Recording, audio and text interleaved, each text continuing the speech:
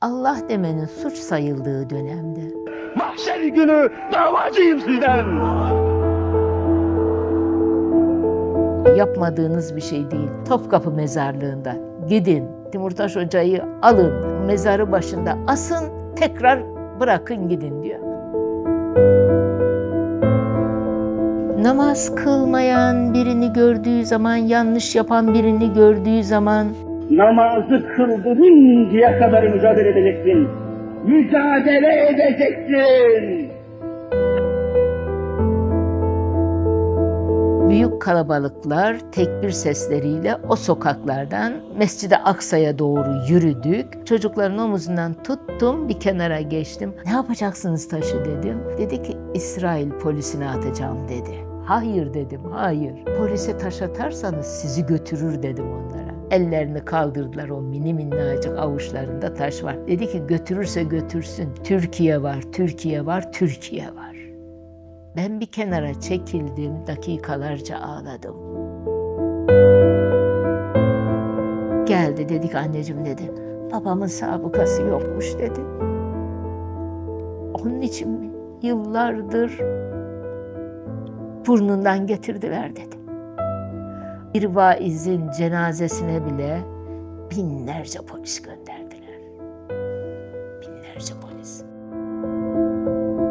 Gitme ey yolcu, beraber oturup ağlaşalım. Elemin bir yüreği kârı değil, paylaşalım.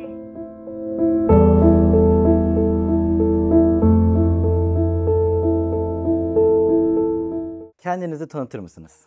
Evladım, 1947 El-Aziz doğumluyum. O dönem Allah demenin suç sayıldığı dönemde. Ezanların Türkçe okunduğu ve Kur'anların, kitapların toplanıp yakıldığı bir dönemde. Timurtaş Hoca ile tanışmanız ve evliliğiniz nasıl oldu? Hoca Efendi ile benim hocam, rahmetli Timurtaş Hoca Efendi'nin de hafızlık hocası. O İstanbul'da büyüyor ama her yaz 2 ay El-Aziz'e geliyor, hafızlığını yapmak için Hafız Efendi'den ders alıyor ve oradaki kürsülerde de halka hitap ediyor. Hafız Abdullah hocam benim de hocam, rahmetli Hoca Efendi'nin de hocası olduğu için evlilik köprümüzü o kurdu. Tanışma faslı olduktan sonra söz nişan oldu. Derken nikah akdi sırasına geldi. Tabii çok kalabalık misafirlerimiz var nikah akdi için davetliler. Hafız hocam dedi ki haydi Timurtaş'ım bir aşr-ı şerif oku da nikah akdine geçelim dedi.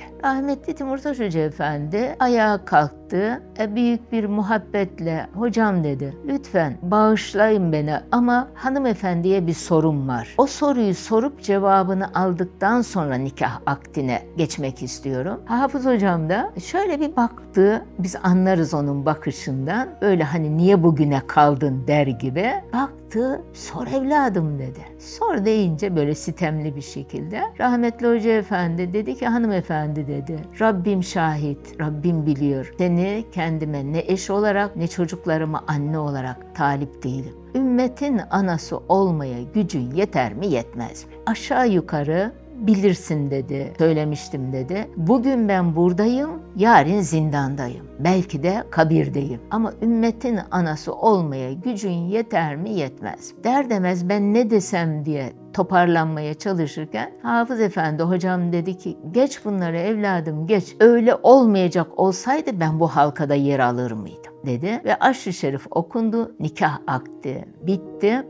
Bize 12 Eylül sürecini anlatır mısınız? 12 Eylül'de Bursa'ya bir dizi konferanslar için gitmiştik. O günü 12 Eylül'ün 2. 3. günüydü. Darlandı, çok sıkıldı. Hatun eve dönmemiz lazım dedi.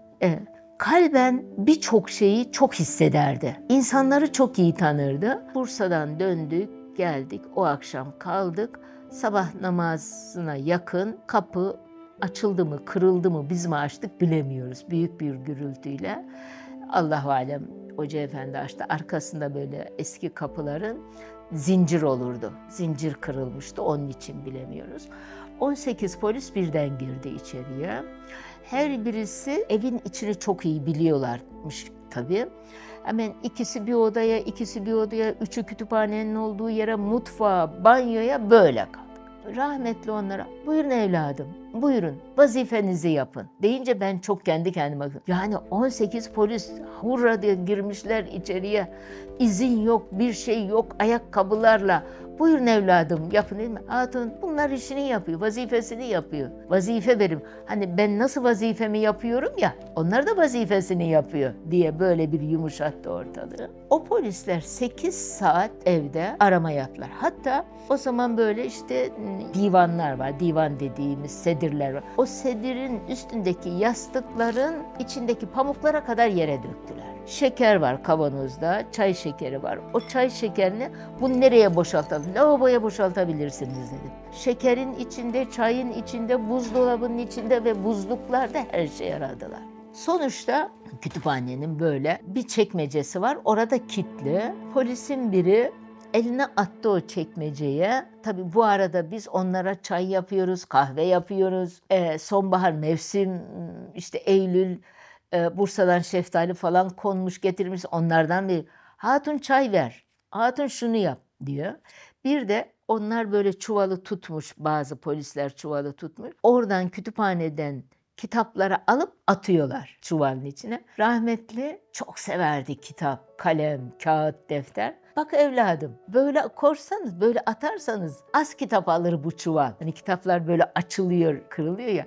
Onu hemen fırsat buldukça onu düzeltiyor. 560 tane kitabımız o zaman gitti. Onlara işte çayını ver, kahvesini ver, 8 saat şey yaptılar. Sonra o çekmeceyi birisi fark etti, kitle. Kendi aralarında bir şey konuştular. 4-5 polisin kafası birbirine değecek kadar çekmecenin başına üşüştüler. Ben de çekmecenin anahtarını bulamıyorum. Yani ben mi kaldırmışım hoca efendimi? Orada şeyler var. Önemli notları var rahmetli hoca efendi. Bir de faturalar var. O zaman elektrik, doğalgaz, hava gazı vardı, doğalgaz değil. Ödediğimiz faturalar var. O yani başka bir şey yok. Rahmetli kırın evladım dedi. Bulamıyorum anahtarı. Derken neyse sert bir kalınca bir bıçak getirdik. Zorladılar, açtılar. Hepsinin başı birden o çekmecenin içine aktı. Sanki böyle hani bir şey buldular gibi. Bir baktılar ki efendim fatura ödenmiş, ödenecek faturalar var. Öyle bir geri çekildiler. Yine birazcık bir arama taramadan sonra üstüne bir şeyler al götüreceğiz seni dediler. Rahmetlinin bir çantası vardı. O çanta hep hazırdı. Evlendiğimiz günden beri, çünkü evlenmeden önce Balıkesir'de gözaltı olmuş, alınmış. O çantasında fanila var, çorap var, takke var, iç çamaşırı var. Hatun çantamı dedi. Ben çantayı getirdim. Küçük bir çanta. Ellerini bağladılar. Dışarıda bağlasanız olmaz mı evladım dedi. Sana mı soracağız dediler. Tabii Esra küçük, Yusuf hep böyle şey duruyor böyle, yürekli duruyor. Ellerini bağlayıp alıp götürdüler. Ama elektrik kesik, su kesik, telefon kesik. O zaman sabit telefonlar. Biz tabii birkaç saat sonra suyun olmadığını, elektriğin olmadığını, telefona bakmıyoruz. Neyse bir yerlere ulaştım. 6-7 saat sonra su, elektrik geldi, telefon yok. Biz 1 ay, 1,5 ay nereye götürüldüğünü, ne yapıldığını bilemedik. Gayrettepe'ye gittim. Paşa Kapısı'na geldim, Metris'e gittim. Oralardan soruyorum, arıyorum. Yok böyle biri dediler. Sonuçta herhalde bir 2. aya yakındı ki bir Selimiye kışlası bir söylendi. O gün de sokağa çıkma, yani günlerce, aylarca devam etti sokağa çıkma yasağı. Yusuf'la beraber, bugünkü gibi ulaşım da rahat değil tabii. Selimiye kışlasına geldik. Devasa çadırlar kurulmuş. Kapıdan içeri, Nizamiye kapısından içeri giriyorsun, sana bir numara veriyorlar. Çadırda olacaksın. Nöbetçi subay buyur dedi. Dedim ki öyle böyle adını, soyadını söyledim. Şu güne alındı, ondan bir haber istiyorum. Bekliyorum dedim. Haber almaya geldim. Önüme bir defter koydular.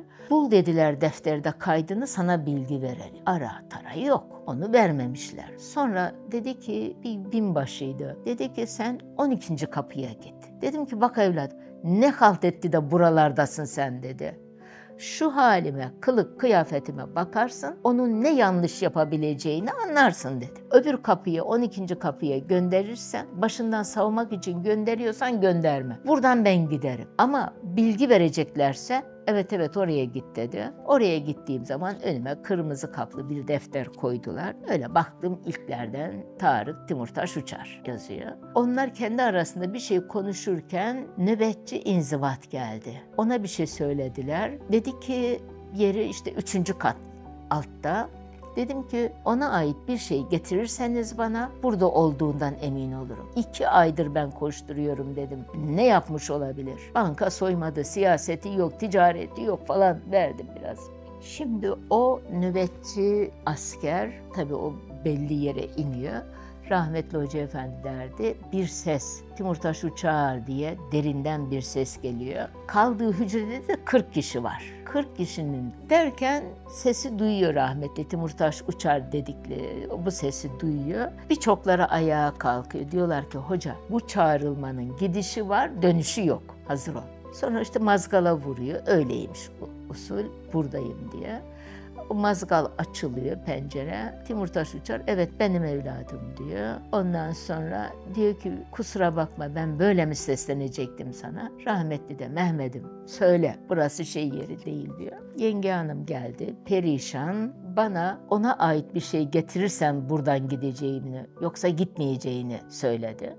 Rahmetli geri dönüyor. İşte onlarda herkesin bir torbası var herhalde. O torbadan üstündeki kirlenmiş gömleğin kolunun içten burasını söktürüyor. Kalem veriyorlar. Diyorlar ki hoca ne istiyorsan yaz buraya. Onun telasına, yani içine tela denir, beyaz böyle. Telaya rahmetli Hoca Efendi yazmış. Balıkesir dosyalarımı bul, yani dolapta. Malatya dava dosyalarını al. İstanbul'daki 2. Ceza Savcılığı, onlarınkinin 5-6 dosya. Bunları al, Bekir Berk abiye git, beni merak etmeyin, ben iyiyim. Allah makamını cennet eylesin, Bekir Berk avukat vardı. Yazıları görünce notları, aldım şeyleri işte neyse evrakları, dosyaları alıp Bekir Bey'e gittim. Evladım çok şey yapmak isterdim ama kurtuluşu zor dedi rahmetli. Çünkü 163. maddeden işte inkılaplar bilmem neler.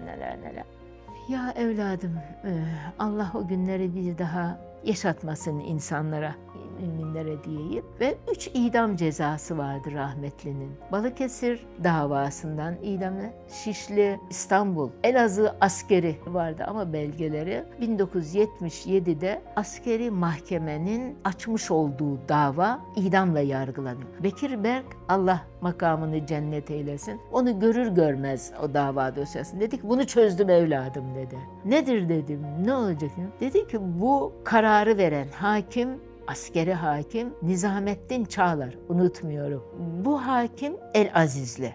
Hoca Efendi de Elazığ doğumlu, o da Elazığlı. Kanunda bir boşluk var dedi. Her ikisi suçlu da hakim de aynı memleketten, aynı yerden olursa geçmişten buna olan husumetinden dolayı idamla yargılıyor bunu diye o davayı öyle bozdu. Timurtaş Hoca'nın hayatı boyunca karşılaştığı baskılar, tehditler ve hapis süreçlerinde siz neler yaşadınız? Aynı davanın yolcusu olduğun için benim için de çok zordu. Ama onun ötesinde anne oluşum bu çok daha zordu. Çocuklarına gerçeği anlatamıyorsun, anlatmak istemiyorsun. Rahmetli Hoca Efendi'nin şuna çok titizlik gösterirdi. Hatun, bizim çekmiş olduğumuz çilelerden, uğramış olduğumuz zulümlerden çocuklarımızın haberi olursa, sen ağlarsan, sızlarsan, masum olursan, biçare, naçar olursan, mümin naçar olmaz, mümin biçare olmaz. Olursak ne olur? Bu çocuklar ya dinde uç olur ya dinsizlikte uç olur. Şimdi anne olarak benim, babanızın ve bizim davamız bu. Bu davanın bazı getirdiği sorumluluklar var. Bunu bak ne diyor baba? Vahyi kaynağından aldığım gibi söylemeliyim. Eveleyip geveleyemem ben. Babanın ömrü, hayatı 3 kürsüde geçiyor. Cami kürsüleri, mahkeme kürsüleri, bir de radyo evi kürsüleri. Size en çok dokunan, unutamadığınız bir anısını paylaşır mısınız? Mesela rahmetli hiç üstünde kimlik gezdirmezdi evladım. Kimlik gezdirmezdi. Gidiyoruz tabii bir yerlere. O günde çok şeyler var, böyle sıkı denetim var. Hacı Baba ehliyet kimlik diyordu. Ehliyetini küçük bir tesbih saklıyorum. takke ve tesbihini gösteriyordu kontrol edenlere. Hacı baba, kimlik ve ehliyet diyoruz. Evladım, kimlik olarak yetmiyor mu bu derdi? Tesbih, takke yetmiyor mu? Tamam, haydi güle güle derlerdi. Bazen de derdim ki, efendi sert bir kayaya çarpacağız. Kimlik yerine takke göstermenin ne olduğunu bize gösterecekler derdim de rahmetli derdi ki, hatun asıl kimliğimi görünce sert kayaya çarpacağız derdi. O zorlu günlerin teselli kaynağı neydi? O süreci nasıl atlattınız? Öyle tarihler vardır, öyle acılar vardır ki geleceğe imzasını atar. Hep şöyle baktık, yarın İslam hakim olacak. Yarın Asım'ın nesli gelecek. Bir gün Sultanahmet Adliyesi'ndeki duruşmasına birkaç hanımla beraber katıldık. Onlar çıktılar, gittiler. Bana dedi ki rahmetli yazdı. Hatun, sahaflarda beni bekle. Sahaflara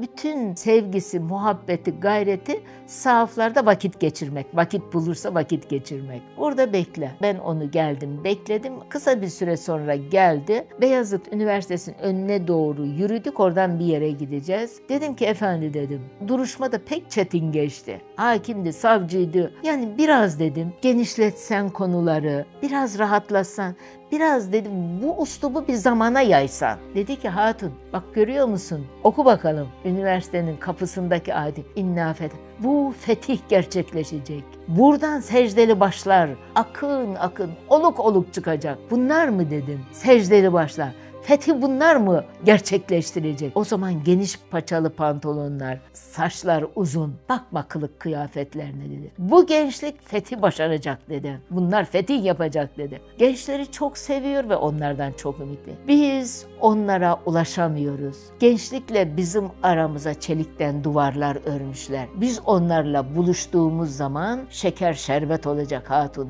Sen dedim hala dedim işte boşa kürek çekiyorsun. Çünkü çocuklar perişan, biz perişan, hiç kimse bir şey yok ve artık tahammül gücümüz zorluyor deyince. Peki 3 gün sonra da Regaib Kandili. Fatih Camisi'nde konuşması var. 3 gün sonra görüşeceğiz dedi rahmetli. Gittik. Fatih Camisi'ne gittiğimiz zaman ben bir baktım ki evet Fatih Camisi ve bahçesi dolu hep o uzun saçlı delikanlılar. Rahmetli dedi. Bak dedi. Hani bunlar dolduracak. Bunlar fethi müessere kılacaklar. İşte bak camiyi doldurdukları gibi. Haklısın diye içimden geçti. Timurtaş Hoca'nın en çok sevdiği sure ya da ayet hangisiydi? Peygamber Efendimiz'e hediye edilen ve Resulullah tarafından da hiçbir zaman sitem edilmeyen, Resulullah'ın iç hizmetinde bulunduğu için Yunus suresi, diğeri Yusuf suresi.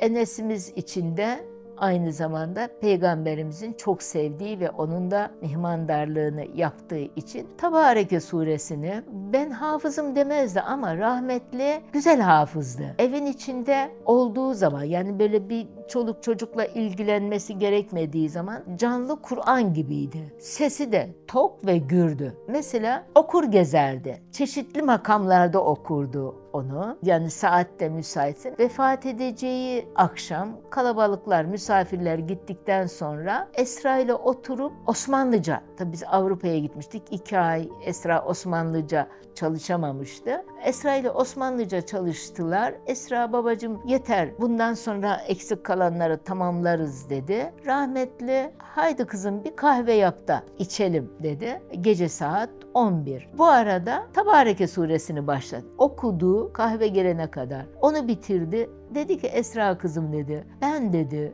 Resulullah'ı öyle özlemişim ki dedi. Cemaatten dedi çok kişi geliyor. Diyorlar ki hocam Efendimiz'i rüyamda gördüm diyorlar dedi. Adamın yaşantısına, hal ve hareketine bakıyorsun. Resulullah'ı görecek tip sanmıyorsun dedi. Ama görüyorlar dedi onlar. Görmüşler dedi. Efendimiz'i ben de çok özledim ama hiç görmedim. Hiç Efendimiz'i görmedim rüyamda dedi. Esra da dedi ki babacığım dedi sen aslına layıksın dedi. Sen aslıyla buluşacaksın dedi. Rüyalarda niye geziyorsun? Dedikten işte bir 10 dakika sonra vefat ediyor. Tekrar Tebareke suresine, Mülk suresine okuyayım. Ya ne kadar güzel, dilimde ne kadar yatkın bu sureye diye. yüksek tonda okuyor. Ben de dedim ki efendi dedim üst komşularımız var. Şimdi uyumuştur dedim. Ben hani niye sesini yükseltti? Bir garip yükseliş var sesinde diye. Saliha şimdi uyumuştur dedim ya. Şimdi Saliha rahatsız olmasın dedim senin sesinden. Bir hatun dedi. Salihalar da benim yüksek frekansıma alışamadılar gitti dedi. Birazcık ses tonunu düşürdü.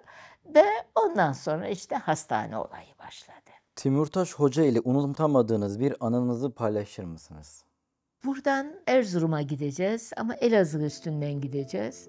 Gittik tabii Elazığ'dan feribotla geçeceğiz. Tunceli üstünden Erzurum'a gideceğiz. Feribottan indik, önümüzü kestiler. O zaman tabii jandarmalar var falan. Kimlik dediler. Sonra başlarındaki yetkili geldi dedi ki hocam dediler biz seni koruyamayız. Buradan Tunceli'ye gidemezsin. Perte'yi o tarafa geçemezsin. Bize uyarı geldi. Gidemezsin dedi. Ya evladım işte onu görecektim, şunu yapacaktım falan dedi ki hocam yok buradan gidemezsin dediler. Geri döndük. Yani oradan döndük Elazığ'a, 2. feribotla Elazığ'a döndük. Birileriyle görüştü. Bir araba çağırdı. Biz bu defa Kovancılar üstünden Erzurum'a gittik. Konferansını verdi büyük bir kalabalıklarla. Sonra yolda ben dönüşte dedim ki değdi mi dedim efendi. Demiyor musun yanımdaki bu hatun korkar. Ona izin vermiyor. Bize uyarı geldi. Yok be hatun dedi. Onlar bizi korkutmak için öyle yaptı. Bak gittik geldik dedi. Sonra bir şeyimizden Muş'tan Ağrı'ya gidiyoruz. 2 çocuk var yanımda. Yarın Ağrı'da konferans vermem lazım. Programını biliyoruz. Muş'tan kalktık, Ağrı'ya gideceğiz. Daha yaklaşmamıştık oranın bir ilçesine ki araba arıza verdi. Dediler ki hocam dediler bu arıza en az 2 günde giderilir. Büyük arıza. Herkes başının çaresine bakıyor. Malazgirt'te. Biz Malazgirt'e kadar gittik. Malazgirt'ten de vakit dar. Hocam dediler biz seni Ağrı'ya ulaştırıp dönemeyiz. Ama bir yürekli çıktı. Bizi aldı 2 çocuk. Hoca efendi beni aldı. Arabası arızalıymış bunun. Biz Ağrı'ya 1001 yani sabah namazı yola çıkmışız. Akşam namazı olmuş. Biz gidiyoruz. Şimdi tabii yorgunum. Kucağımda çocuk var. Çocuğun biri Hoca efendi de biri bende. Böyle uykuya dalacak gibi oluyorum. Rahmetli hatun uyuma diyor. Arabanın kilidini kilitliyoruz çocuk oynamasın diye. Hayır kitleme diyor. Şoför de o da kitleme ana. Ne olacak peki? Böyle Ağrı'ya ulaştık. Meydana indik derken arabanın kapısını açtı. Biz dışarı çıktık. Şoför rahmetli Hoca efendiye sarıldı. Ben dedim ki hayırdır ne oldu dedim. Dedi ki arabada büyük arıza vardı. Ana şoför dedi her an alev alabilirdi. Kapıları onun için kilitlemedik. İşte ben sizi getirdim buraya kadar. Yatsı vakti vaaz edecekti. 2 sıra camide cemaat var. Çıktıktan sonra değdi mi efendi dedim. Bu kadar riski, bu kadar tehlikeyi göze alma. Vallahi dedi onların içinde değil dedi 2 saf insan. 2 kişi de olsaydı ben yine aynı şartlarda buraya gelecektim. Bu vaaz nasihatımı edecektim. O kadar kararlıydı. Sonra 2. gün konferans verdi. Konferanstan sonra o gözaltına alındı. Ben Ağrı'dan Elaziz'e trenle 3 günde döndüm. Timurtaş Hoca'nın davası neydi? İslam davasıydı.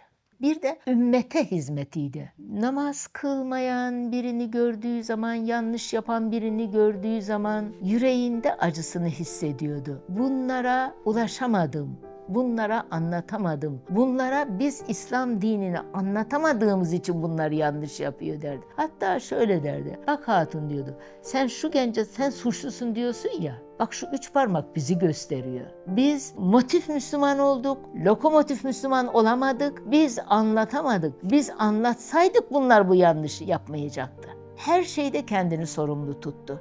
Her yanlışta, her eksikte yapamadığım için yani gençler yanlış yapıyor.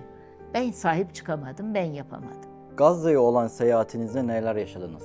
Gazze'de buradan gittiğimde zaten havaalanına indim. Orada dediler ki yöneticisi bir de orada mihmandarlık edecek olan Musa'mız yaklaştı. Yani Kudüs'te doğmuş, büyümüş ve hizmet ehli yani cihat ehli birisi. Yaklaştı, dedi ki ana dedi, seni dedi sorgulama odasına alacaklar dedi ama endişe etme dedi. Sorularına cevap ver sakin bir şekilde. Ben buradayım dedi. Burada olacağım. Neyse herkesin sırası geldi. Çıktı, beni sorgulama odasına aldılar. Rahmetli Hoca Efendi'nin işte nerede doğduğunu, tahsilinin ne olduğunu, çocuklarının ne zaman doğduğunu, maaşlarının ne olduğunu bir 4 saat orada beklettiler beni. 4 saat sonra bıraktılar. Yani gittim, kafile beni, Musa beni götürdü, ulaştık oraya. Gittiğimizde tabii Kudüs'ün bütün kapıları İsrail'in elinde, bir kapısı açıktı. O dönem öyle gördüm ben. Büyük kalabalıklar tekbir sesleriyle o sokaklardan Mescid-i Aksa'ya doğru yürüdük. Ama o kalabalıkların arasında 2 tane küçük çocuk vardı. Birisi herhalde 5 yaşında, birisi de 4 yaşında gibi, öyle tahmin ettim. Tekbir sesleriyle biz yol alırken o çocuklar da ara sıra eğilip yerden bir şey alıyorlar. Aklıma şu geldi benim. Herhalde bozuk paraları atıyor bu insanlar veya düşürüyor. Çocuklar para alıyor gibi geldi. Zaten İsrail polisi kaynıyor böyle. Aralarımızda, hem bizim aramızda hem yanlarımızda beraber gidiyoruz böyle tam teçhizatlı silahlarıyla beraber. Ben çocuklar da biraz incinmesin diye de böyle kolluyorum. Neyse kapı açıldı. Kapıdan dışarı, yani Mescid-i Aksa'nın bahçesine girer girmez çocukların omuzundan tuttum, bir kenara geçtim. Adın ne dedim? Muhammed dedi. De Abdullah dedi.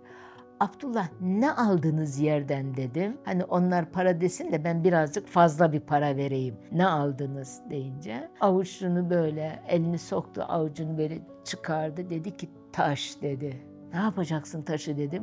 Başımızda polisler bekliyor. Biz zaten ben gidip dönene kadar hep ya yakında ya uzakta polis oldu başımda. Ne yapacaksınız taşı dedim. Dedi ki İsrail polisine atacağım dedi. Öyle deyince ben böyle bağrıma bastım. Hayır dedim, hayır. Polise taş atarsanız sizi götürür dedim onlara. Bu çocuklar bu ihtiyar ne diyor der gibi elimin altından çıktılar, tam karşıma geçtiler. Ellerini kaldırdılar, o mini minnacık avuçlarında taş var. Dedi ki götürürse götürsün. Türkiye var, Türkiye var, Türkiye var.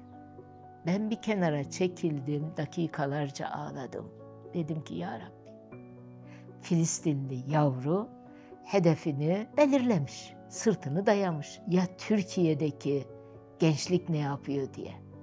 Rahmetlinin notlarından orada yazmış olduğu şiirler zindanda önce duvarlara, Selimiye duvarlarına yazıyor. Sonra eline kağıt geçtikçe kağıda yazıyor. Ona zaten şiir şeyi de çok kıymetliydi rahmetlinin. Şiirde hep birçok şeyde birincilikleri vardır ve orada da yazdığı yanam yanam da kül olam, delik deşik bir tül olam, belki o zaman kul olam, varam Rabbül Alemine dediği, bir de hücredeki işte yazmış olduğu şu kağıttaki notu, kapatıldığım hücrede sorguya götürüleceğim anı bekliyordum. Kemer taşları yosun tutmuş olan hücrenin rutubet ve küf kokusu insanın midesini bulandıracak kadar iğrençti. Hücrenin kapısı oldukça muhkemdi. Bazı çürümüş ve pas tutmuş gibi görünen yerleri olsa da yıllar bu sağlam kapıyı aşındıramamıştı. Ara sıra hücrenin küçük deliğinden uzatılan yemekleri yenmeyecek kadar iğrenç bir görüntüsü vardı. Ara sıra kapının önünden geçen askerlerin ayak sesleri tok bir seda, bir hüzün yankısı şeklinde hücrenin rutubetli duvarlarına kadar ulaşıyordu. Bu sefer ayak sesleri tam kapının hizasında kesildi. Sonra sağlam kapı büyük bir gürültüyle açıldı. Buna açılmak denmezdi. Belki de acıklı bir çığlıkla ağlamak dense daha iyiydi. Ellerim arkamdan bağlanıp yavaş yavaş yürütülüp bir yerlere, çapraz sorgulamalara götürülüşüm. Makamı âli olsun sizlerin de onların da inşallah evladım. Vefatından kısa bir süre önce Avrupa'ya vaaz için gittiğinde neler yaşandı? Hemen her gün 2 konferans verdi desem yeri var. Her gün bir konferansta, bir de camilerde konuşmalar, vaaz-ı nasihatler. Çok yoruldu ama o çok mutluydu. Esra da o ölüm anında, yani ondan öncekinde dedi ki babacığım çok yorulmuşsun, çok kilo kaybetmişsin dedi. Çok yorgunsun, çok soluksun dedi. Esra kızım dedi, Rabbim kalbimi, göğsümü bir genişletti ki anlatamadığım, açamadığım hiçbir mesele kalmadı. En çok da o dönem Avrupa'da şu konu çok üzdü onu. Mesela Müslümanlar arasında işte o görüş, bu görüş, şu vakıflar falan aralarında bir karar almışlar. Alman bankalarından kredi alıp Türkiye'deki şirketlere gönderiyorlar. Oradaki faiz düşük olduğu için oradan kredi alıp buradaki şirketlere yatırım. Rahmetlinin yüreğine indi böyle. Yapamazsınız dedi. Faiz faizdir. Hans'ın da hakkı haktır, Hasan'ın da hakkı haktır dedi. Bu faize bulaşamazsınız diye. Böyle yüreğine indi adeta. Geldiği zaman da orada da Allah'a hamdolsun vermiş olduğu görevi, ödevi yerine getirebilmenin gayreti içinde oldum elhamdülillah. Konuşmadığım hiçbir konu, hiçbir ayet olmadı diye mutlu oldum. Sonuçta camiler doldu, konferans salonları, çok büyük kalabalıklar oldu. Tabii oradaki kurallar farklı. Polisler tedbir aldı. İşte salonu boşalttı. Ayakta kimse olmayacak. Herkes oturur şeyde olacak. Rahmetlinin İngilizcesi çok iyiydi. İngilizce polislerin başındaki yetkiliyle görüştü. Korkmayın, endişe etmeyin. Bu topluluktan kimseye bir zarar gelmez. Kimseyi incitmez.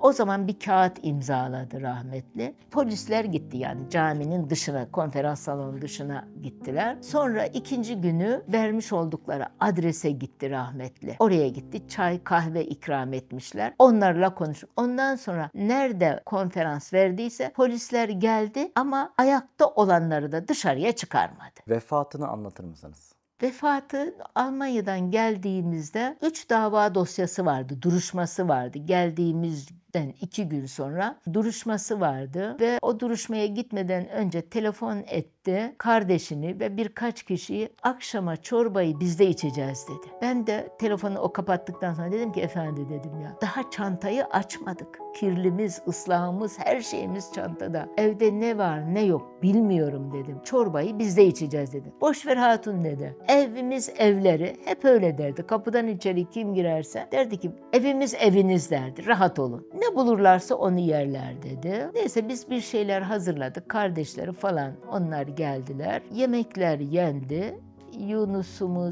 Yunus'um yoktu, yurt dışındaydı. Onunla da telefonla görüştü. Yemekler yendi, sohbetler edildi. Derken yatsı cemaatle kılındı. Haydi herkes evine dedi. Çünkü geç yatarsanız sabah namazını kaçırırsınız. Sabah namazı onun için çok önemliydi. Sabah namazına kalkmak demek Allahu Teala tarafından kendini sigorta ettirmiş olursun derdi. Basit haliyle çocuklara böyle anlatırdı. Herkesi gönderdi.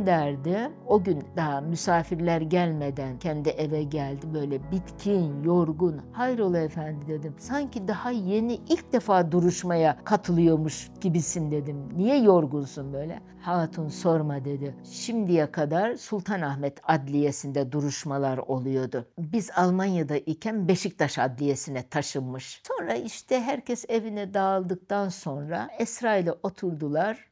Osmanlıca çalıştılar. Osmanlıca tercümeler, Osmanlıcası çok iyiydi.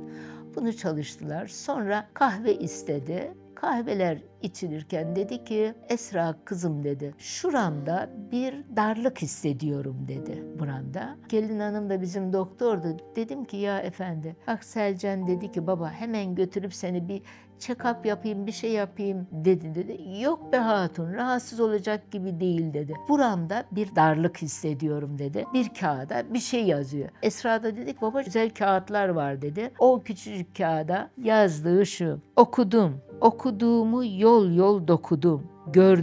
Gördüğümü lif lif ördüm. Duyduğumun en güzeline uydum. Sonra demet topladım. Yazdım.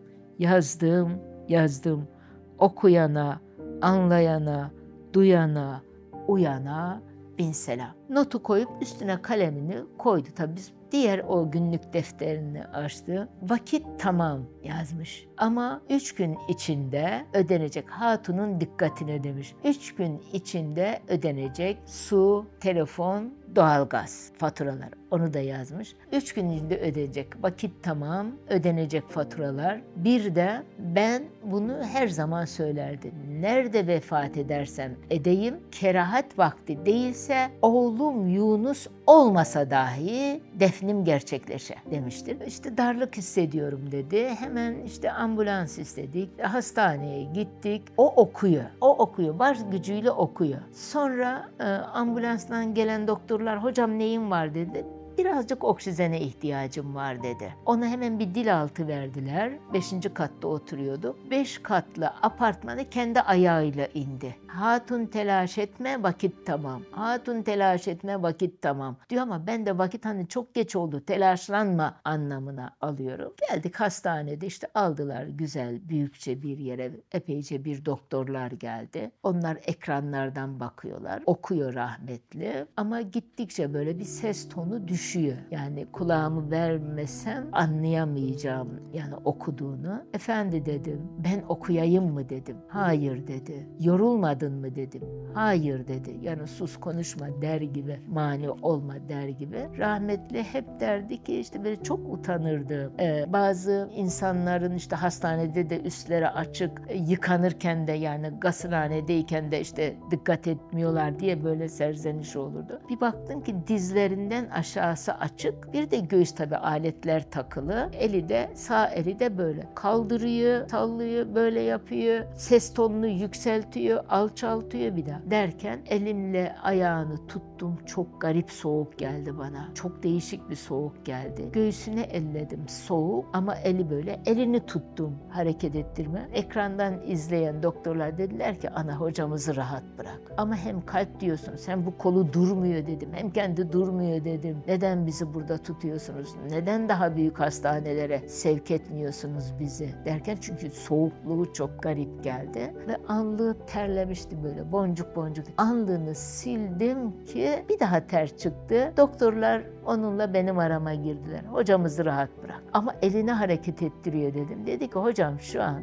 Mehmet Bey'di doktor. Hocam şu an kürsüde, cemaati de önünde. Onlara vaaz ediyor. Onunla benim arama girdiler. Artık daha beni kapıya çıkardılar. Gelin hanım da doktor olduğu için o da anladı. Birden okuduğu her şey aklımda. Yusuf'un babam diye bağırması, benim Yusuf'a sarılmam, sabırlı ol demem. Timurtaş Hoca'nın vasiyeti var mıydı? Vasiyeti şuydu, vefat edince kerahat vakti değilse anında defnetmek. Evladımdan biri olmasa dahi beklenmeye demişti. Aynen de öyle oldu. O gece vefat etti. Emniyet mensupları eve geldiler. Biz Vatan Caddesi'nde oturuyorduk. Emniyet de bize yakın zaten. Geldiler dediler ki plan program nedir ona göre şey yapacağız. Hiçbir programımız yok dedik onlara. Bugün öğlende kaldırmak için ama sabıkası yoktur evrakı alırsak. Ben o gece rahmetlinin öldüğünü çok hissedemedim. Neden? Çünkü sabıkası yoktur. Kağıdı alabilirsek biz defnedeceğiz. Sabıkalıdır dediğin zaman 3-5 jandarma götürüp gömecek. Kural bu idi. Emniyet mensuplarına öyle söylendi. Sabah saat 8 gibi evden çıktı. Emniyete gidiyor. Geldi dedik anneciğim dedi. Babamın sabıkası yokmuş dedi. Onun için mi? Yıllardır burnundan getirdiler dedi. Hemen öğlen namazına defin gerçekleşti. Garip, bir vaizin cenazesine bile binlerce polis gönderdiler. Binlerce polis. O kadar gülünecek mi, ağlanacak hallerimiz var ki. Vefat ettikten 2 ay sonra eve gelen polisler, hani 3 dava dosyası vardı rahmetten sonra. Bir geliyorlar bulamıyorlar. Evde herhalde bir yere çıkmış gelmiş hocam. Sonuçta 2. defa gelişlerinde yan komşu diyor ki hocamın annesi hastaydı oraya gitti. Oğlu Büyükşehir'de diyor. Oraya gidiyorlar. Tarık Yusuf Uçar. Yusuf da o zaman Brüksel İnsan Hakları Müdürü Büyükşehir'de. Özel kalemi varmış odasında. Yusuf da bir arkadaşına yan tarafa geçmiş oluyor. 2 sivil polis gidiyor. Diyor Diyor ki Yusuf Uçar, evet. Timurtaş Uçar deyince o özel kalemin müdür de çok hassasmış bu konularda. Kalkıyor, tutuyor onların yakasından. Timurtaş Uçar'ı niye arıyorsunuz? 2 duruşmadır gelmiyor diyorlar. Hani vefat etmiş. O da onları sallıyor, bağırıyor, çağırıyor. Diyor ki yapmadığınız bir şey değil. Topkapı mezarlığında gidin, Timurtaş Hoca'yı alın, mezarı başında asın, tekrar bırakın gidin diyor. Sesler yükselince işte Yusuf Bey geliyor. Hayırdır diyor, ne oluyorsunuz diyor. Adamlar, sivil polisler hani bilmiyorlar hoca mıdır nedir Timurtaş Uçar. Öyle bir sükunetle salıyor onları. Sonra evimize tabii ki hocanın vefatından 2 ay sonra annem hastaydı, oraya gittim. Bizim eve giriyorlar. Rahmetlinin çok zengin arşivi vardı. Çok zengin arşiv. Kütüphaneden, bu arşivlerden bir de radyo evlerinden beraat almış kasetler vardı. Onları eşte dosta tutuyorduk. Eve getirmiyorduk onları. Hoca efendi vefat edince o kasetleri eve aldım ben. Da insanlara daha fazla yük olmasın. Nasıl olsa yorgan bitti, kavga bitti hesabı. Aldık, eve giren hırsız o kasetleri, arşivini, rahmetlinin yazmış olduğu kitabı vardı. Üstünde yeni düzene reddiye diye yazmıştı. Üst kapağı falan hazırdı. Haydi bastıralım diyene kadar rahmetli diyordu ki, hatun şu 2-3 davam da bitsin, bunu bastıracağım. Bunu bastırınca bu kitap piyasaya çıkacak, ben de hücreye gideceğim. İşte o kitap ve o kasetler, 1200 kaset, hepsi mahkeme beraatli kasetler. Bunlar geldik ki ev darmadağın olmuş. Yan komşu görmüş bizim eve girip çıkanı. Benim de annemde olduğumu biliyor. Kimsiniz demiş, yeğenleriyiz demiş Hoca Hanım'ın. Bir şey lazım olursa bizden isteyebilirsiniz diyor. Asiye Hanım bana telefon etti, hocam söyle yeğenlerine bir şey lazım olursa bizden alsınlar, çekinmesinler. Yok Asiye Hanım öyle bir şey diye. Hemen telefon ettim. Yusuf koştu, Yunus geldi. İstanbul'daydı o zaman. Ben geldim ki ev hallaç pamuğu gibi atılmış. Kasetler, kitap ve bizim arşiv yok. Aradan 20 gün geçti ki o günün televizyonda önce rahmetlinin cenaze merasimini veriyor. Diyor ki Cumhuriyet tarihinde bürokrasinin olmadığı, bilmem falan güç kuvvetin olmadığı Cumhuriyet tarihinde en kalabalık diyor cenaze merasimi olan Timurtaş Uçar rejime şunu söyledi, profesörlere bu bangır kasetleri verdiler. 15 gün yayınlandı bu kasetler. Hiç zorlamadan kapı açılmış, sadece o bölüm alınmış, kapı çekilip gidilmiş. Öyle bir şeyler evladım. Elhanem hakkında neler düşünüyorsunuz? Çok güzel şeyler. Hep de dua etmişimdir.